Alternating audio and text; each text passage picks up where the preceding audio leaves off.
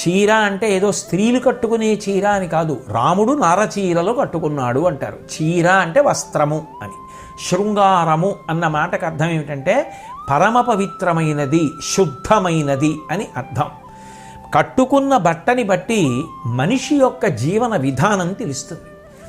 కొన్ని వేల రూపాయల వస్త్రాలు కట్టుకోవాలని నియమం లేదు, కానీ కట్టుకున్న బట్ట పరిశుభ్రంగా ఉండాలి, కట్టుకున్న బట్ట ప్రకాశవంతంగా ఉండాలి, కట్టుకున్న బట్టని బట్టి మనిషి యొక్క పవిత్రత అర్థమవుతుంది, కట్టుకున్న బట్ట బట్టి మనిషి యొక్క కష్టం తెలుస్తుంది. ఒకప్పుడు మహాత్మా గాంధీ గారి దగ్గరికి ఒక వ్యక్తి గుండీ ఊడిపోయిన చొక్కాతో వెళ్ళాడు.